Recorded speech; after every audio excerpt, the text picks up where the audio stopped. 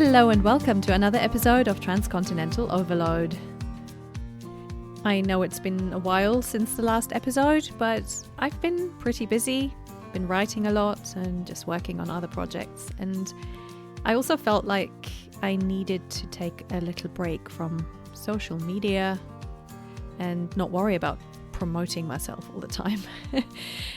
That's something I really struggle with, and I just really wanted to take a break from that. And sometimes I need to step away from my laptop just for my own sanity.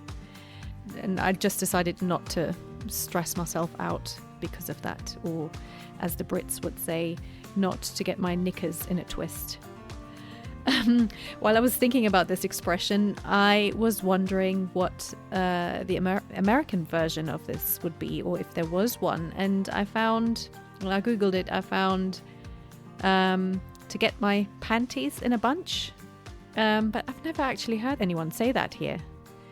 So I need to do some research. And then I started doubting the knickers in a twist expression.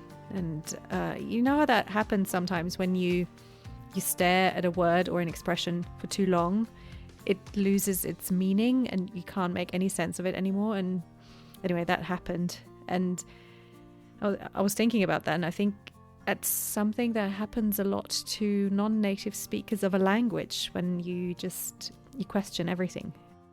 Having lived in the US for over 10 years now, I actually find myself doubting a lot of expressions or words. And then I'm not sure whether they are words that are used in the UK but not in the US, or the other way around. And sometimes I can't even pronounce words the way I used to pronounce them.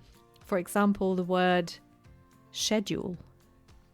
So that's how the Brits say it, and the Americans say schedule, and that's what I say. So I really, when I want to say this word in the British way, I have to pause and concentrate on that. And so yeah, there are lots of words like that. And then I start to overthink things and doubts creep in and I'm lost. Anyway, all this actually came up because I was recording the intro to this episode. Bear with me. My guest today is Martina from Germany, who currently lives in Silicon Valley in California, my family's old neck of the woods. Martina has created a blog called Almonds Sunset, which is a celebration of her life abroad, and it's full of tips and wisdom and musings on being an expat, and you should absolutely check it out. Of course, the link is in the show notes as usual. Anyway, it was so funny because if you noticed, I said almonds and sunset, which is the American way. And I realized that I said it that way, and I had to smile because 10 years ago, I would have said almonds, the British way, where you don't pronounce the L. And then I realized that I don't do that anymore. It's almonds all the time. So a little bit like the schedule situation. And that gave me a lot of food for thought. And I think it's really interesting to see how your environment, your surroundings change your accent and how you express yourself. And sometimes you don't even notice it. And Martina and I actually talk about this quite a lot during our conversation because Martina is just as much of a language nerd as I am. And so if you're one of us, or if you are simply interested in languages and language learning and accents, then you'll enjoy our ramblings today. But before we get to that part, we discuss Martina's journey from Germany to Spain, to Switzerland, to Australia, and then to California. So let's hear her story.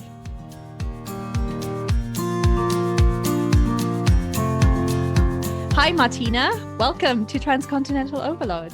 Hi, thanks so much for having me. Yeah, I'm so happy to be talking to a fellow German. And on top of that, as German who lives in California. California has a very special place in my heart, always. Yeah. I found you, I think, when I was researching blogs and, expat podcasts and blogs and things, and I found your one. and I was just instantly intrigued because of the whole California thing. But then I read more into it, and I thought, that we could have a really interesting conversation. And so the name of your blog is Almonds and Sunset. Yeah. What made you choose that title? And tell us a little bit more about your blog and how it came about. So the blog came about. I just wanted to share my experience of living abroad. And I don't know, I've always wanted to do that, but kind of never got the hang of it or never had the time. And then at one point I was like, okay, it's the end of 2019. Let's just do it. I mean, little did I know that 2020 would be so different. So and you would have a lot of time to spend with your blog. Actually, not that much, because, with young kids at home and remote learning and things like that, it wasn't actually how I envisioned it. So that was a little bit different. But I wanted to do something different. I wanted to do something that I could do at home and from anywhere in the world. And my main goal was just to share what it is to live abroad, because I feel like living abroad is very different from just traveling. I mean, there are so many traveling accounts and people, and a full-time traveler, and I think it's a great experience, but living abroad is still very different. And just wanted to talk about that, and also just kind of a bit of a creative outlet as well, like writing, photography, a bit of everything. And that's why I started it. And also to I mean, it's a challenging topic, but it's a fun one, and it's interesting, and it's I don't know, I can so highly recommend it. So I was like, okay, let's encourage people to do it. Let's to move abroad, because it's just such an enriching experience. And that was kind of the reason behind it. And the name was because I really, really love nuts, like in every shape or form. So it's not like it's not a big, I don't know, reason behind it or something super special. I just really like nuts, and I love being outside, and especially sunsets are my thing. So I was like, okay, what's better than having your drink, a couple of nuts to nibble on, and then a beautiful sunset? So that was kind of I mean, you're in the right place for that too. I mean, almonds are a very Californian thing. Exactly, yeah. Right? And so are sunsets, because I think the sunsets over the Pacific are just absolutely amazing. Oh yeah, definitely. And the other thing is also, you basically everywhere in the world you can get nuts, and also sunsets. So that's something very universal. So even if I'd move, I would still have almonds and sunsets. So that was kind of my other reasoning behind it. Because I mean, I don't know how long I'll be in California, or I mean, I've moved around a fair bit, so it could be anywhere in the world. How about we start there? Tell us a little bit about you. I mean, you grew up in Germany, and then what happened? So I've always had this hunger of moving abroad or being abroad, learning languages. Languages was always my thing. I loved learning English, but then I also really wanted to learn Spanish. So that was always kind of in the back of my head. And I always had the wish to either study or do an internship in a Spanish-speaking country. So either like Mexico or somewhere else in South America. Or Spain. And the university I went to had a program with northern Spain. So I did like 4 months in Oviedo in northern Spain. Really enjoyed it. What did you study? Is there anything business with languages? And marketing. Okay. No, nothing with languages. I mean, I studied business and marketing and kind of focusing on international relations more. But it was not specifically with languages. I thought about it, to be honest, but I wasn't sure what to do with it. I didn't want to be a translator. I didn't want to be an interpreter, and I didn't want to be a teacher. So I was like, I don't know, maybe I'll do something where I can still combine languages and, move abroad or do something for an international company. And did you speak Spanish before you went, or did you start from scratch? A little bit. I mean, I had a semester at uni, and I was always interested in Spanish, so I tried to learn a little bit by myself. But definitely learned more when I was abroad. So it wasn't perfect because it was only 4 months, but I was able to communicate, and then I'm still able to communicate somehow. So I guess it's good enough for now. So then you returned So you returned from 4 months of studying abroad, went back to Germany, and yeah, I was there for a month. I was back, and then I went back to the States. Or not back, I went to the States and did an internship in New Jersey, so cool. on the East Coast for half a year. Traveled around a little bit after that, and then just finished my degree. And after that, I started my first job, which was in Switzerland. Oh, wow. And then I was there for 3 years, moved back to Germany to move in with my boyfriend, now husband. And yeah, after that, we were in Germany for, I think, 3 years. And then he got a job opportunity in Australia. So we moved to Melbourne. Very nice. Yeah.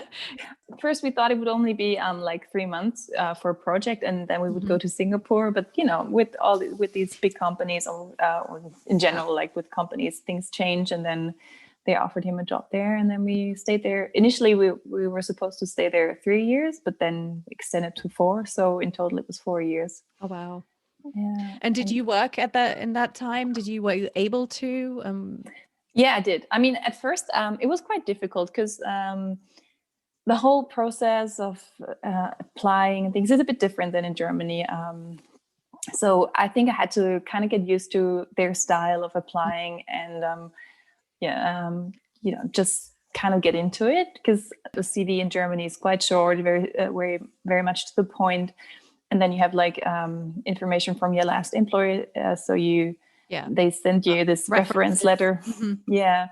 So you don't have to write a lot in your CV, but there it was, I think it's probably similar to America. You have to kind of give a detailed description of all your achievements and everything you've ever done. And that was very weird for me as a German. It's like, well, that's my job. Why do I have to brag about it so much? So it was right. It's really, it's so true, because the whole bragging thing is so much part of the culture. We call it bragging. It's completely normal, and I guess Australia too. And it's almost like in a German CV, you just put the degree you did, the company, and maybe a couple of bullet points. What the job entailed, if it wasn't already implicit in the title. Yeah. But here, and I guess from what you're saying in Australia too, it's almost like every single tiny little thing that you've done, even if you think that's not important at all, you need to mention and to kind of blow up in some way and definitely more special. And so in that regard, they're very similar. I mean, I think in general, the whole selling yourself, that's more American and also Australian compared to Europe, or especially Germany, I think. So it took some time to get used to. And I think what's also very important is to have a good network. Like, you have to know people. And I had the feeling it didn't necessarily it wasn't necessarily important what you do. It was more important who you knew. I mean, I guess you have that to a certain degree in every country, but there it was more so. So I mean, it took some time to getting used to, but eventually I think it took me, I don't know, half a year, 9 months, something like that, and then I found a job there, and it was really great. Like, I had a really nice team, and I then also, after maybe like 8-9 months again, I switched to another job, and I was always very lucky, had great teams, and it was really a lot of fun. Then I was pregnant after that, and then I think after 2 years or so, I worked, and then. So you had your first baby in Melbourne, in Australia. Yeah, exactly. And then after 2 years, or after that, I think 2 years or more, then we moved to California. Okay, so was that again your husband's work? That job again. Yeah. Where you lived in California too, right? Was it San Francisco? Yeah, we were in the Bay Area too. We were just south of Palo Alto. Okay. We wanted to live in the city, and but we had 2 school-age kids, and it was just kind of stressful trying to. Are you in the city, or are you? No. Yeah, same. It was just that the fact that it was kind of late in the school year that we moved in April, and I wanted them to start somewhere and stay there and not have to change again. And San Francisco is such a lottery system with, you don't necessarily end up in the neighborhood school, and then it's like they have to go private, and we didn't want to do that. And I was only going to be there for 2 years, maybe 3. That was our goal. So I thought I'll just find one of the suburbs with really good schools, and and then we didn't go back after 2 or 3 years, and then it was like, oh, such a classic. It's such a, yeah, absolutely. You hear it again and again, right? Yeah. How long did you stay there in total? 6 years. Oh, okay. Yeah, exactly. And then we moved to Texas, but that's a whole other story. That's quite a cut, though. Yeah, you could say that. I mean, I've never been to Texas. I mean, I just hear different things, and I'd really like to go there just to experience it myself. And I guess if you live in a bigger city, it's probably different than when you're like somewhere in the middle. It's absolutely, and especially Austin. It's out of all the places in Texas, it's the least typically Texan place. But you only have to leave city limits and it's a whole different story. So, and yeah, it definitely wasn't something I'd ever thought I'd be doing. I can imagine, but I think it would be really interesting because I mean this country is so big and so diverse, and I mean I've only seen the West Coast and then parts of the East Coast, but there's so much in between. And I feel like you sometimes have to feel or see that to to understand the whole thing a little bit better. I think it's different. And you said it earlier, it's like traveling is different to living somewhere. And I feel, I mean, we've traveled a fair amount in the US, and even that is like, it's mind blowing how different it is and how different the people are. And it definitely is. Well, Austin, we've been here 5 years now. So it has changed even over that short period of time. So it's slowly becoming a little bit more international, which is nice. Yeah, everyone is moving out from California. Absolutely, yes. And it's such a thorny subject here because when we first moved, and people would ask us, where you from? Where did you move from? And we'd be like, California, and everyone's face fell. Everyone's like, oh. Another one of those. So we learned very quickly to say, oh, we're from London. And then it was fine. And then it was all exotic because honestly, it was very different to the Bay Area, which is so international. And here it wasn't really the case. And that's changing a little bit now. But yeah, anyway, whole other story. Yeah, I think so you've been in California, what, just about 2 years? Yeah, a bit over 2 years now. Yeah. Okay. Yeah. So I mean, I know this is a really horrible question when people ask that, but I'm still going to ask it because it's fun. Which was your favorite place to live out of all the places that you've been? Ooh, all the places. That's really difficult. And this is a typically American question. So true, yeah. I mean, it's kind of difficult to say because I mean it's all different life phases, so you cannot really compare them all. Now we're more of a family, and we were kind of a family in Melbourne, so you can compare that to each other. But the other thing, like Spain, I mean, I've went back a couple of times, but that was during my studies, so obviously this is more different. And then Switzerland was kind of, the first time you're working and figuring out, like, how, to be a professional and things like that. So yeah, in that regard, it's very difficult, but probably Melbourne, because I mean, it has disadvantages because it's so far away from everything. Like if you want to see family, it's 24 hours to get home. If there's an emergency or anything, it takes you forever. You think about, you think twice if you go back or not. So that's the disadvantage. But yeah, I just really like the lifestyle there. It was very easygoing, and they have an incredible food and coffee scene. I really love that, and I still miss that today. Because here coffee is like, oh, you want to go to Starbucks or you want to go to Pete's Coffee? I don't know, I actually thought here, like, Silicon Valley, they're all the trendy, hip, nerdy nerds, and not, just like the hip people have the best jobs at Google and whatnot. There must be like all these hip cafes and things like that. And I mean, there are some nice ones, but not to the extent that I thought it would be. So that was a bit disappointing. You have to go into the city for that. So true, San Francisco definitely has it. But that's also the other thing. Like my frame of reference is different after living in Melbourne than before. Because before that, I was like, I remember when I lived on the East Coast, like, oh, let's go to Starbucks. Like that was the coolest thing ever. Coming from Germany, and it's like, oh, this is so American. Let's go to Starbucks. And it was around Christmas time, so you had like your whatnot latte, and but after that experience, that changed a little bit. So, but that's the interesting thing about being an expat as well. How your outlook on things changes. Oh yeah, totally.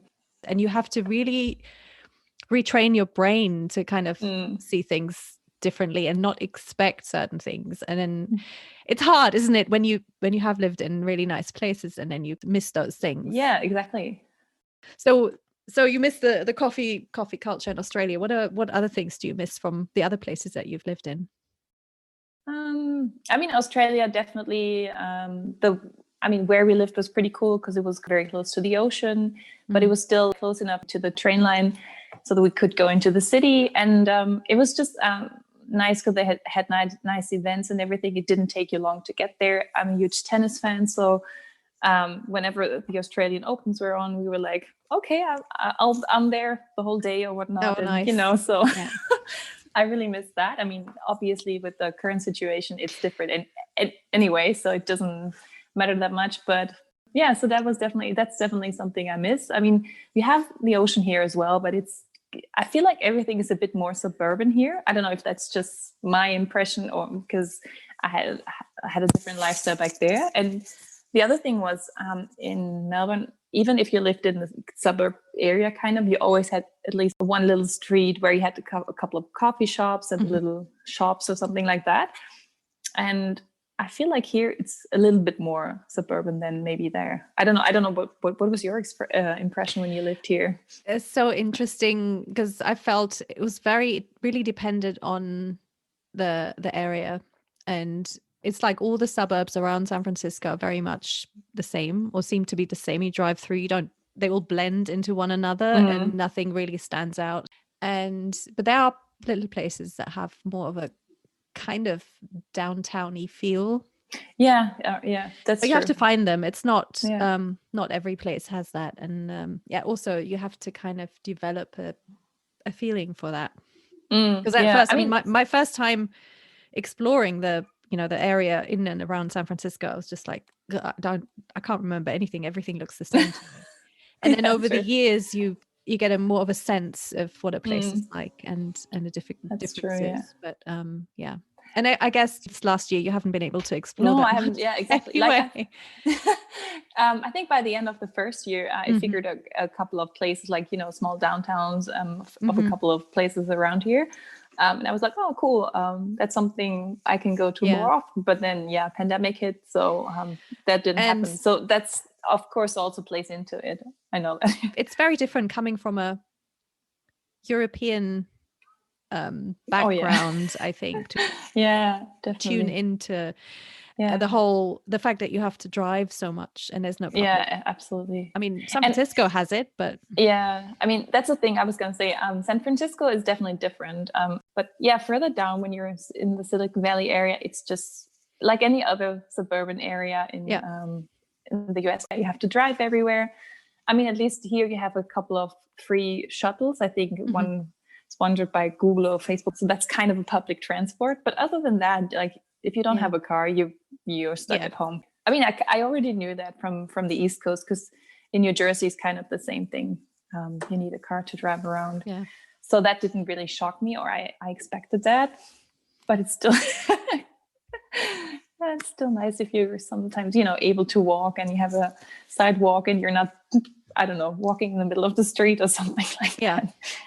The other funny thing, I mean, that's also like very typically American, is like they go to a shopping mall, or not necessarily a mall, but like these shopping plaza that's kind of spread out. And then if they shop something at one end and then I don't know, I would usually walk from one end to the other, but they actually drive from one end to the other because they don't want to walk. And that's just something I don't know. It's always a typical American example. Like, oh, they don't park walk right outside and then get back in the car and drive to the other end. And I'm so European that I will, if I am in one of those areas, I will try and park in the middle strategically, exactly. so that I can then do you do the same? Yeah, I do. It's funny, and I'm the sad one who just walks everywhere. But yeah. Okay, so what do you miss from the other places? What about Spain? I mean, that's probably a long time ago now that you were there as a student. Yeah. I mean, I'm still in touch with some of my friends, so that's kind of my connection back there. And just anything to do with Spanish. Like I'm still like watching Spanish movies or series. Netflix is perfect for that. Oh my God, there's been so much Spanish TV on Netflix. It's brilliant. Mm-hmm. Yeah, so that's kind of how I mean, still just the language and whatever, like the country itself, for its nature, for its, not necessarily nature, but for its cities. And I don't know, just the whole vibe. I like the people. I mean, the North is different than the South. Mm-hmm. It's they're probably a bit more reserved in the North, and the North in general is very different from the South, probably like in any other country as well. Mm-hmm. Like there's so many differences, but I'm really grateful that I went to the North, because Spain is always like, oh, you have flamenco and southern Spain and maybe Madrid and Barcelona, but that's about what you know. Or the Costa del Sol and exactly, the tourists. Yeah. So the North was really like surprising, and it looks very much like Ireland, very green, lots of cows. Mm-hmm. It's colder there as well. But yeah, just had a very good experience there. I had a Spanish flatmate, made Spanish friends. So it was just everything. And I think I've always really loved Spain for the whole, I don't know, I can't even put a finger on it, what it is. It's just the whole, everything together. So yeah, just miss the feeling sometimes. Or do you feel like it's like you said, there's a connection that you have with a country or a place that you can't really put your finger on. It just there's something that suits you. Yeah, absolutely. Yeah, no, Spain is definitely like that. Even though I didn't live there for very long, I would love to live there one day again. But yeah, we'll see. Yeah, you never know. Yeah, as you said, it's just a country I really like. I enjoy the way of life. Like people are outgoing and easy, and food and family is important. That's nice. Yeah. So is there? And normally I ask this question right at the end, but it kind of fits in. Is there anything that you do that like these days when you miss Spain, but also when you miss the other places? Is there anything that you do, like cook something special, or do you follow a special tradition that you've just kind of kept in your life? Oh yeah, definitely. It's always has to do with food. I don't know why. I'm a foodie, so it's definitely food that I cook or go back to when I miss a place, or if I just want to be close to it. So in Spain, it's definitely like the Spanish, the Spanish potato omelet, the tortilla. Mm-hmm. So my friends back in Spain, they taught me how to do it. So that's like an easy, it's like an easy thing to do. And Switzerland was another, it's kind of like a mac and cheese dish. So you have like all this pasta and then also potatoes in it. Yeah, it's called Elflermacaron. So it's, with cheese and, that sounds so good. Yeah, very hearty food, I have to say, both of them. And Australia, Australia definitely was, that was kind of the whole avocado thing. I don't know, because they have avo on toast and poached eggs. I mean, when we came to Australia and like everyone had poached eggs, I was like, poached eggs? Like that's so old school. Like, in Germany, poached eggs, like who does poached eggs, Isn't it so strange that and they'll look at you, really? And it's the best thing. Yeah. It's really a real thing. It's really yummy. Mm-hmm. And like, and then you have your avocado and your, on your toast. So yeah, that's definitely something I think we picked up there. And we still, California is still the place for avocado. So you're in the right place. Take that right in. Yeah, mm-hmm. Exactly. And what else? So what about Germany? What about we're back home? To cheese. I don't know why. Well, yeah, back home, because I'm from southern Germany, and it's very Kässpätzle is a very big thing there. Like it's just, I don't know, what is it, like another mac and cheese kind of thing? It's kind of like a pasta-ish kind of, and but then more like dumpling pasta thingy. Yeah, and you just layer cheese in it and then put cheese on top. So yeah, it's do you do it with fried onion on top as well? Yeah, exactly. Yeah. Oh, so it's so good. So good. The other thing is, I have one of those. A friend of mine gave me a Swiss cookbook, and there's something similar, but it's with spinach. So we kind of mix both together. We make like spätzle with spinach in it, and then like layer it like we normally would. So that sounds delicious. Our twist, yeah. Okay, let's talk a little bit about your blog, because you have quite an emphasis on language and language learning and accents and things like that. And when we chatted earlier, before I hit the record button, we briefly touched on how obsessed we both are with languages, language learning, accents, all that kind of thing, and how we, you adapt your accent to your surroundings and all that kind of thing. And I said to you, I told you that I had a real problem pronouncing the name of your blog. I think I've just had so many different influences over the years, that my accent is now a little bit of everything. It's just been messed up in a big way, but it's also fun. Yeah, definitely. It definitely changes. Yeah. I think, I don't know, growing up, I had a lot of, still at school, I used to babysit for an American family, or like half an American family. And I used to talk English with the mom. And then I played volleyball, and our coach was American. So we always spoke in English. And so it was all American English around me. And I mean, I had a friend in Sydney from early on, like when I was still at school. But at that time, we were still writing letters. So you didn't really speak to each other that much. No. And then I guess you went to New Jersey as well for... Yeah, exactly. That was the next thing. So it was never that I was like totally American, or that you wouldn't hear it. But I think it was just like one of my American friends, he was like, oh, it's getting close to like really, it's getting really good. Yeah. And I think we went to, I don't know where I went, but then there was this British guy, and he thought I was American. So it was apparently pretty close. But after that, like moving around and then, changing. To Australia, I think that's... And the funny thing with the Australian accent is I never even tried to adapt it, because I don't know, it felt weird. I mean, I love it when I hear Australian speak and everything. I really love it, but I don't know, it just didn't come off my tongue for some reason.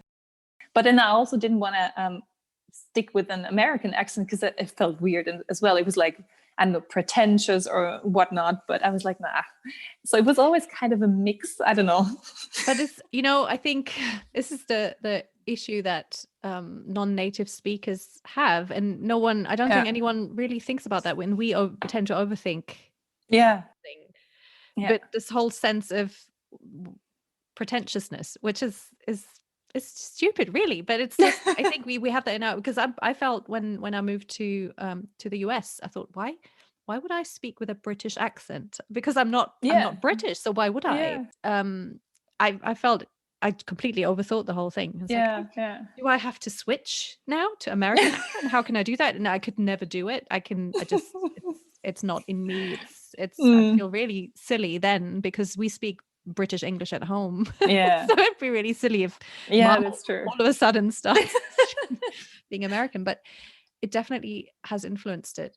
And also it's really hard to maintain a particular local accent, or when you're not a native speaker. I mean, I sound a lot more American these days, but I also sound English, and then there's my German accent. And I mean, you mentioned earlier that you feel that your accent has changed, but not like forcefully, but just like it just happened, I think there is even a name for it. There is like some scientific name for that, and some people have a tendency to do that, or most people actually do, and it's just really interesting to me.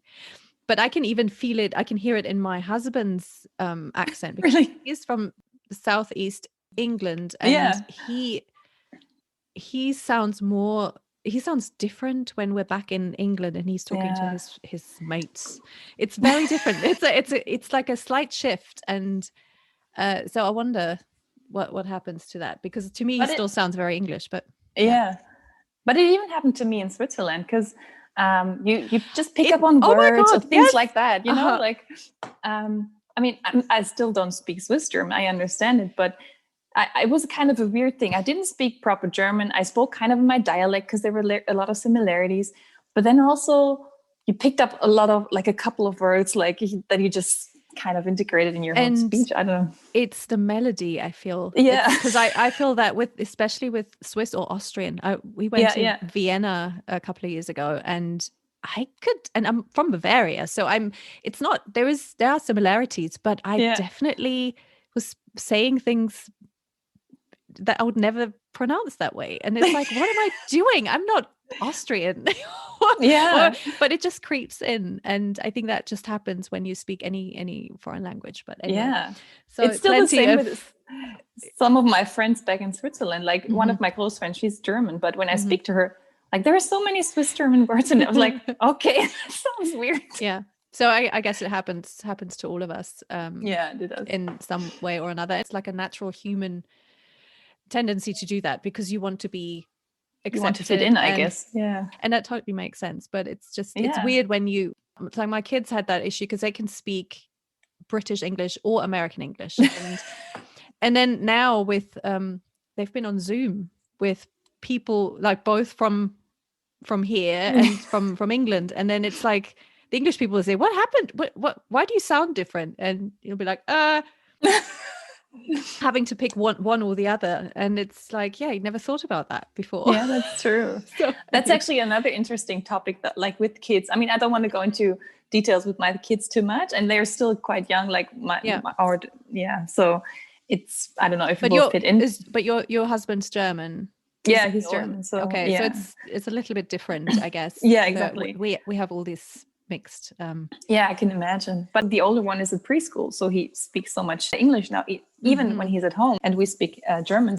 I find it really fascinating. So yes, it is, and you kind of make sure you write down all the funny words they say, because some expressions are just so. I remember my daughter.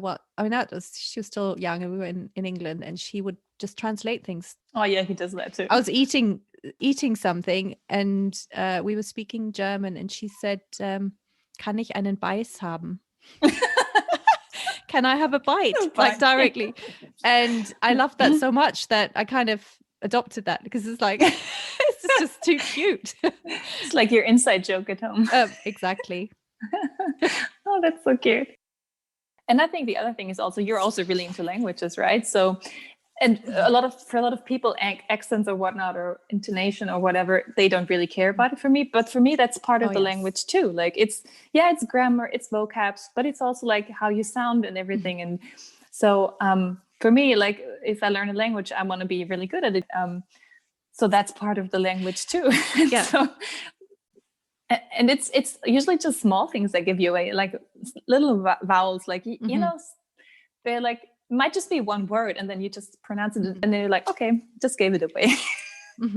But also that's it's really interesting, and one of your blog posts, I really love that. It's called "The Thing with Having a Foreign Accent," and it's all about that, people picking up on that, and you know, how you're perceived, because it's really interesting. And you are in the Bay Area now, where you said like people don't ask you necessarily what's your accent.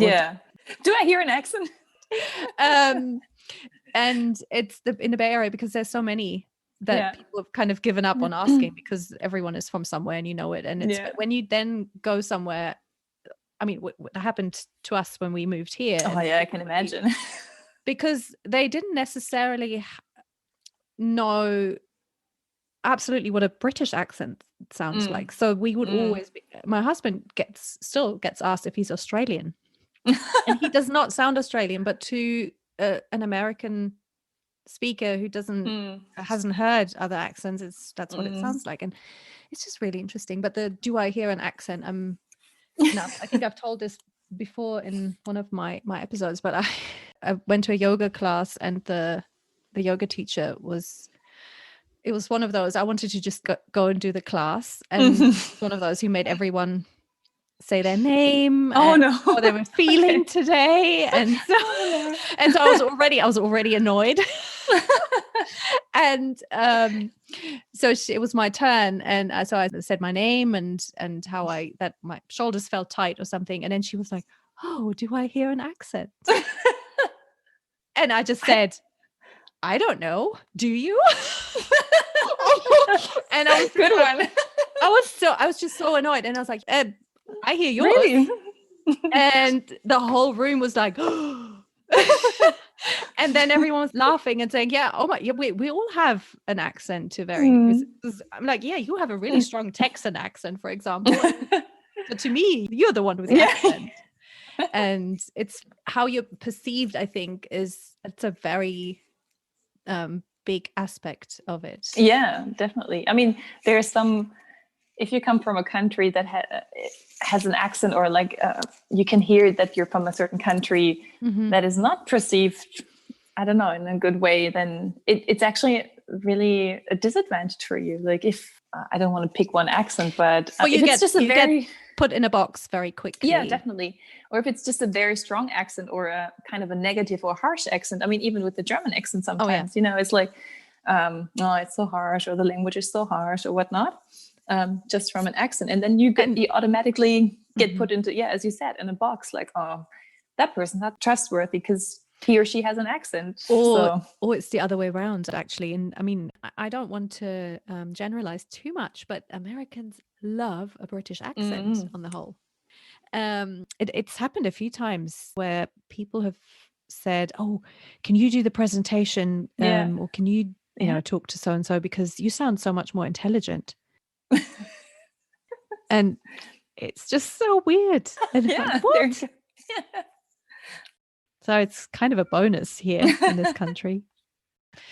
But yeah, people have have a different view of you. And like you said, that Germans are, because it's apparently sounds harsh or abrupt or whatever it is, people always think that you are like that as a person. Yeah, exactly. Yeah, what can happen. And then people are surprised when they get to know you. And oh, you're not like your accent. You're not very German. It's like, I am, but what do you associate with that is but even in German, like, when you're from the north and you're more articulate, I don't know, or it sounds better than someone from the south who has maybe an accent because he or she would usually speak in a dialect. That's also something like the area where I grew up. The slogan was always, we can do anything, we just we're not able to speak German, like proper German. So that was kind of and so I mean, that's the thing. So even in your own, I know, ask someone from Berlin what they think about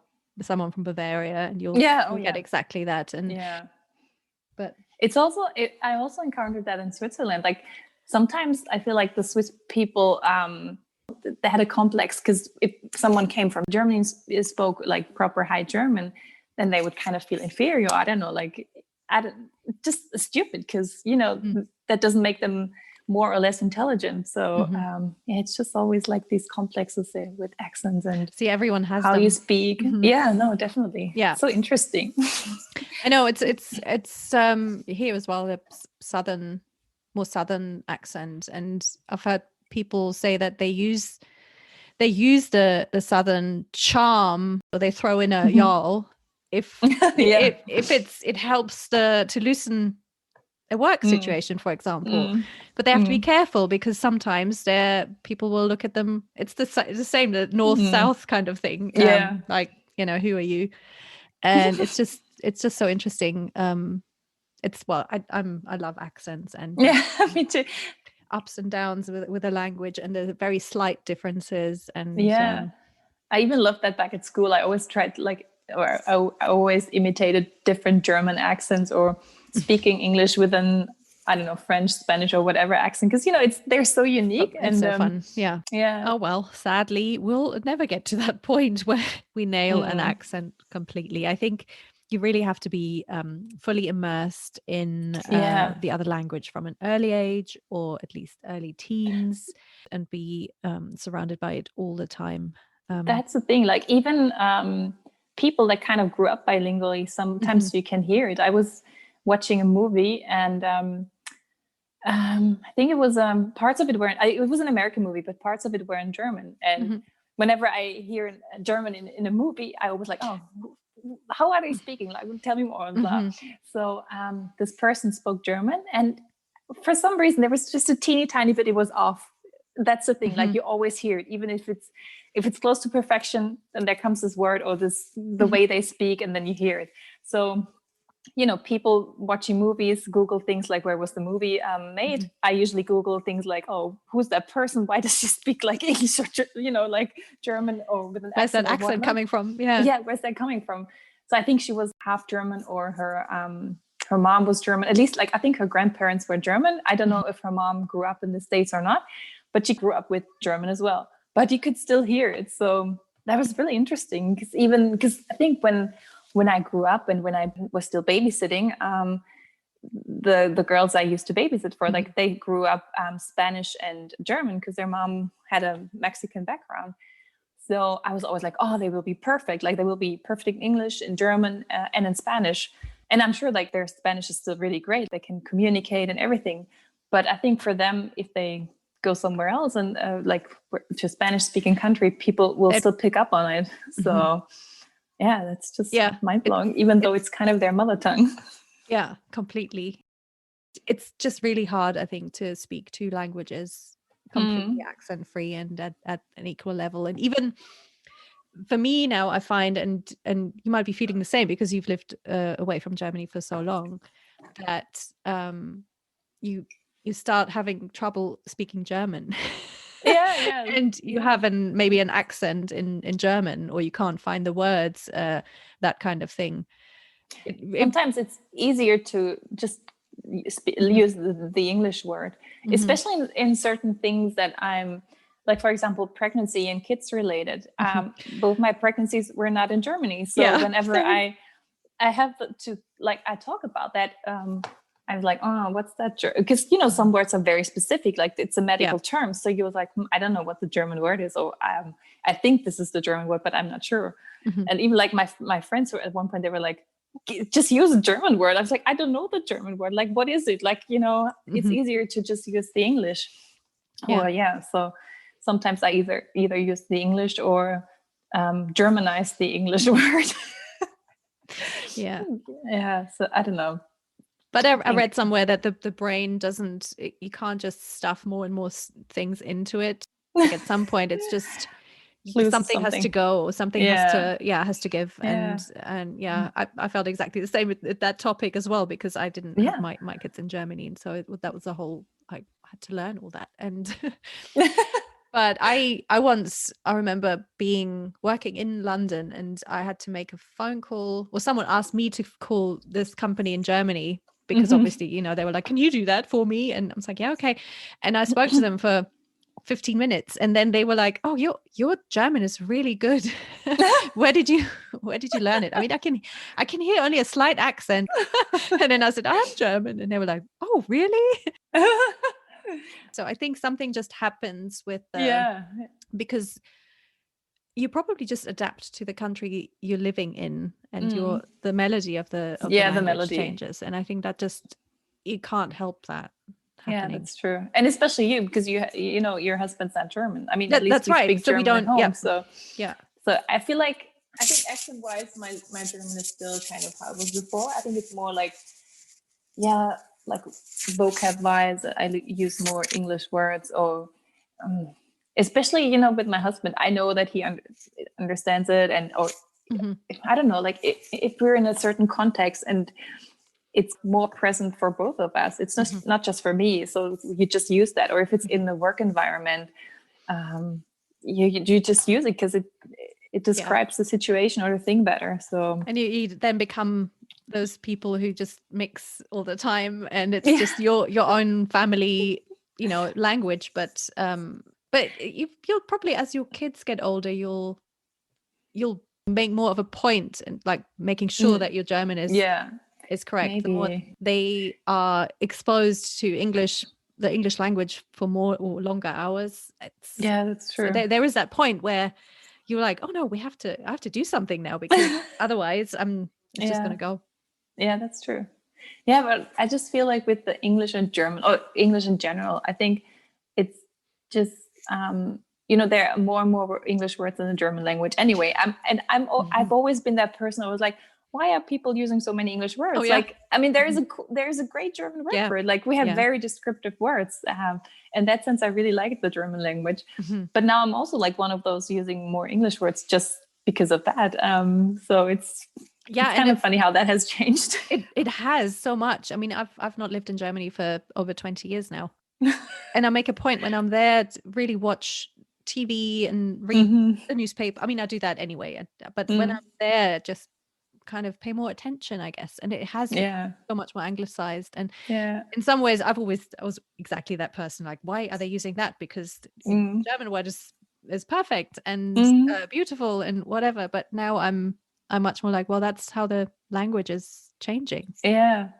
And especially for us, even more so, because it's not because we feel like, oh, we have to use an English word because it's so much cooler, or it's like, you have to be up to date with it. It's more like, because we live in an English speaking country, and that's what you pick up, and some words just describe things better. So you just use the English words. I mean, on the flip side, there are a lot of German words that describe things so much better, or that you don't even have in the English language. And you were like, oh, that's such a cool word. Like, I think, one of my colleagues in Australia, she learned German before, I think. And she was like, oh, you have so many cool words. And then she named a couple of them. And I was like, yeah, actually, that's true. Like, very unique words, and just things that you don't have in other languages. So you appreciate your own language more as well. Definitely. And that's I think something that also happens when you don't live in your passport country, but you become more appreciative of a lot of things. Also even more patriotic in some ways, where in some ways you do celebrate things that you wouldn't celebrate back home, but because you're somewhere else, and you want your children to be part of. That's true. Definitely become more interested in Oktoberfests and things like that than I ever was back home. That's true. Yeah, you have to do that, kind of. So with all these countries that you've lived in, and I mean, you said your journey is not finished, who knows where you'll be next, and you kind of get itchy feet from time to time. But how do you think your expat life, your expat experience so far has shaped you as a person? In many ways, I would say. I mean, definitely being more patient and being more open when you come to a new country. I mean, things are always done differently in other places. So, and they've been, like, people there have been doing it for a while now. So why would they change? And just because you arrive and see things differently, it won't change. So you might as well just be a bit, go with the flow, and be more open and just patient, I would say. And the other thing is, I mean, so many things, I guess. Just also like reflecting a lot more on my own country, and how things are done there, how things are done in other countries, and because Germans tend to complain a lot, so that's all. It's so interesting, isn't it? So I mean, a lot of things are better here, or in Australia, or Switzerland, or Spain, and other things are better in Germany. So. Sometimes it's also just about perspective. Like, when you're in Germany and you complain about something, maybe you should look at other countries, how things are done there. Maybe it's not so bad, So that's definitely something. What else? Let me think about. And I mean, we've talked about languages quite a lot. So it definitely, I appreciate language even more, because I think... Do you feel like, especially with English and being in different English speaking countries, because you notice so much more about the language, where maybe you move, the first time you move to an English speaking country, it's English, and then it becomes so much more, because you then you hear the different accents and the definitely difference in especially in the US, where it's just such a big country, so you have a lot of variety. I had no idea definitely. When we moved to the US, how different American English to me always sounded the same. Yeah, definitely. And now I have so much more of an appreciation for the, different ways of saying things. And definitely. And also, not just language wise, I mean, also from the country, the different regions, also in the US, like, I mean, it's a big country, like if you compare it to Europe or so. So yeah, definitely appreciate the differences also, and trying to understand it more, because the West Coast is different from the East Coast, and then you have southern states, you have so many different things, and I feel like that's also important to consider the differences in one country, especially because it's so big. And when it comes to politics and culture, it's not just one culture, it's not just one political views are very different in different parts, and things are like different things are important to different regions. So for European, it's always like, oh yeah, America, like you have one stereotype, but it's very hard to really narrow it down to one stereotype, because it's so big and it's so different. So definitely something I learned, especially in the US. Yeah, I mean, I definitely try to take the best from every place. Yeah, because I mean, there are definitely things I like here, I liked in other places. So I try to kind of take the best of everything. And like, I mean, I will never combine it, or never be able to combine it in one life or one place, but just way of life, or a way of looking at life. Here, some things are, when you go to a shop or when you walk around, people are more open, nicer, not that grumpy and things like that, or not that reserved, like more approachable. And I like that. I mean, for some people it's superficial, but it's also nice if you go somewhere and people have a friendly face on, then definitely you feel more welcome. It just makes your day. I mean, even if that person doesn't really care if you're fine or not, it's just still, oh yeah, that was nice, and I feel good, Yeah, definitely. So, I really miss it when I'm not here. Yeah. So, I mean, that would be interesting to see if we go back to Germany or Europe or whatnot, how that will affect me, or if I will adapt quickly and won't care, or if it's something that I will like, oh, it bothers me that people are a bit different in that regard. So I don't know. Yeah, well, who knows? I mean, it sounds like you're not completely put off by your experiences, put off moving abroad or moving again. No, definitely, I can highly recommend it. I mean, no place is perfect, that's for sure, but even like your home country is not perfect. There are always things that you won't agree with, you don't like, and so every place has that. And I don't know, it's just it's very enriching, because you get to know new people from different backgrounds, be it cultural or even work or whatnot. So just very different. And also how things are done in other parts of the world. I mean, sometimes there's a reason for it, and it might seem stupid at first, but sometimes it's just have to be more understanding. And I definitely learned that. And it's also it also gave me a perspective on like people coming to Europe or Germany, or even learning the language. Because I was always more like, and I'm still like that, if I move to a country, I want to ideally speak the language or learn it. So I kind of expect that when people come to Germany. But I mean, you also have to cut them some slack sometimes, because it's not that easy. And that's right. It really isn't. It takes time. Yeah. So yeah, I guess in that regard, that has also more empathy. For people going through a process of leaving their country and exactly, trying that's the other thing. trying to make create a new life for themselves somewhere else. And exactly, I feel the same. Obviously it's different whether it's someone who's a refugee or someone who goes as an expat because they're sent by the company. But and even if you're an expat and you have help with moving or whatnot, but you still need to like find your tribe. You need to put up your your whole infrastructures, like your doctor, your I don't know, everything, just school or whatever it is you need for your family. So this takes time and effort, and it's not just like, oh yeah, we have help and you have a moving company or whatnot. I mean, everything around it just takes time. And I guess the more you do it, the more the easier it gets. Like, I mean, if I had to move tomorrow, then I mean, it wouldn't stress me out. You've done it before, you can do it. So it gives you the confidence to, oh yeah, if we have to move, then we'll figure it out. What would you be your dream place to go to next? Whoa.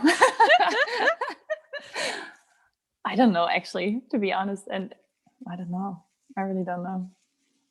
there's so many factors that play into it. And it's also like, yeah, do you want to go back to Germany? And then job-wise, family, everything. So it's kind of hard to say. I mean, next stop might be Germany. Next, I don't know. Well, thank you so much for making time today. Oh, definitely. Thank you so much for having me. It was so much fun. Great. Oh, yeah. And I mean, I love talking languages and accents and all that. So it's brilliant. Yeah. Yeah. Well, thank you. Thank you. So that was my conversation with Martina. I hope you enjoyed it as much as I did. We carried on chatting for a little while longer, of course, and discovered that she knows quite a few of the places that I knew when I lived in California. For example, a German bakery. And it made me miss California. And then I thought I might actually start to record some of my new episodes in German. Bizarrely, I've got to know more and more Germans over the last 12 months, obviously mostly online. And I have this feeling that I might go ahead and start something alongside this podcast. I'm not sure yet. What do you think? Anyway, it's always good to have new ideas, isn't it? If you are interested in learning more about accents and dialects, and in particular American and German ones, then I have a podcast recommendation for you. It's one of the latest episodes of Understanding Train Station, which is the podcast run by one of my previous guests, Feli, aka German Girl in America, and her American counterpart, Josh. It was so funny because I was in the middle of editing this episode when I listened to their episode, and it happened to be about accents. Perfect timing. I mean, Martina and I talk about all sorts of things, and accents and language only make up a portion of our conversation. But Feli and Josh go so much deeper. And of course, I loved it because I'm a language nerd, as you know.